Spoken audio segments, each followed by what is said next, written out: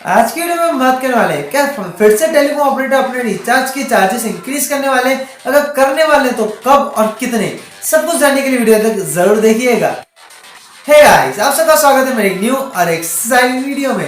Video start करने से पहले अगर आप लोगों को मेरा कंटेंट पसंद आता है तो मेरे चैनल को सब्सक्राइब करना और मेरे वीडियोस को लाइक करना मत भूलिएगा। अब जो मैं आपको न्यूज देने वाला हूँ उसको जरा कान खोल के सुनिएगा। नहीं, मैं कान बंद करके बात सुनूंगा। क्या उखाड़ लेगा? मेरा उखाड़ ही देगा तो कुछ नहीं। चल ये सब चुप, तू कान बंद करके बात सुन के दिखा। जब देख बकवास करता रहता है, वीडियो क्या बनाना सीख रही, जब देख बकवास करता रहता है वीडियो में। फिर से बेइज्जती कर दी। हाँ ना, मैं आज मुझे वीडियो शूट करने दे ना, जा रहा हूँ मैं, जा। जैसे कि हम सब जानते हैं, थोड़ा टाइम पहले सारे टेलीकॉम ऑपरेटर्स अपने चार्जेस इंक्रीज किए थे। 25% से लेकर 40% तक चार्जेस इंक्रीज हुए थे। लेकिन उसके बावजूद जो ARPU होता है, मतलब पर पर्सन जो रेवेन्यू होता है कंपनीज का, इंक्रीज नहीं हो पा रहा है प्रॉपर्ली। COAI एक एसोसिएशन है जो सारे टेलीकॉम ऑपरेटर्स का प्रॉफिट सोचती है।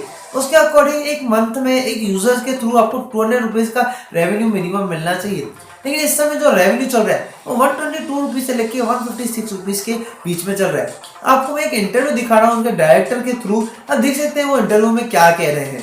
Benefits, right? So at present, 30% of every rupee that the industry gets goes back to the government. So any tariff increases at present, 30% of that goes to the benefit of the government. So obviously, जैसा कि आपने सुना, उनके कहने के according 30% जो भी हम रिचार्ज कराते हैं वो सीधा गवर्नमेंट की तरफ जाता है, जिसके अकॉर्डिंग जितना भी ऑपरेटिंग चार्जेस चाहिए कंपनी को अपनी कंपनी ऑपरेट करने के लिए वो प्रॉपर्ली प्रोवाइड नहीं किया जा रहा। और दूसरी का जो ट्राई है अब telecom regulatory authority of India, जो यूजर्स का एज वेल एज कंपनीज का दोनों का प्रॉफिट सोचती है, उसके अकॉर्डिंग वो एक बेस प्राइस सेट कर देगा। बेस प्राइस मतलब अगर उन्होंने सेट कर दिया, ट्राई ने सेट कर दिया कि बेस प्राइस है 700 रुपीज का, तो 700 रुपीज से नीचे का रिचार्ज आपको कोई प्रोवाइड नहीं कर पाएगा।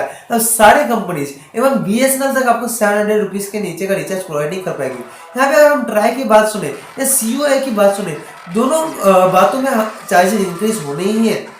अगर चार्जेस इंक्रीज होते हैं तो ऐसी न्यूज आ रही है कि चार्जेस 25% तक फिर से इंक्रीज हो सकते हैं।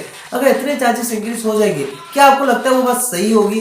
लेकिन टेलीकॉम ऑपरेटर उस साइड क्या कर रहे हैं, चार्जेस इंक्रीज करने की जगह अपनी वैलिडिटी कम कर रहे हैं। एक रिचार्ज है एयरटेल का जो आता था पहले 558 रुपीज में, जिसमें आपको 84 डेज की वैलिडिटी मिलती थी, जिसमें आपको 3 GB डेटा मिलता था। अब उसकी वैलिडिटी उन्होंने कम करके अराउंड 56 डेज कर दी है। सारे बेनिफिट्स वही मिल रहे हैं लेकिन उनकी वैलिडिटी कम हो गई। तो आपको सही लगता है कि चार्जेस इंक्रीज कर दिया जाए या वैलिडिटी डिक्रीज करके अपना रेवेन्यू ऑपरेटर्स बढ़ा रहे हैं?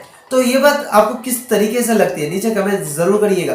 अगर आपको मेरी वीडियो इन्फॉर्मेटिव लगी हो यानी तो मेरी वीडियो आपको पसंद आई हो, प्लीज मेरे चैनल को सब्सक्राइब करना, मेरे वीडियोस को लाइक करना, मेरे वीडियो शेयर करना अपने फैमिली एंड फ्रेंड्स के साथ, ताकि उनको भी ये अपडेट मिलता रहे कि अब वापस टेलीकॉम ऑपरेटर्स के थ्रू चार्जेस इंक्रीज हो सकते हैं, ताकि वो हो पाए तो एडवांस में अपने रिचार्ज करा के रखें। नेक्स्ट वीडियो तक के लिए बाय बाय, जय हिंद, वंदे मातरम।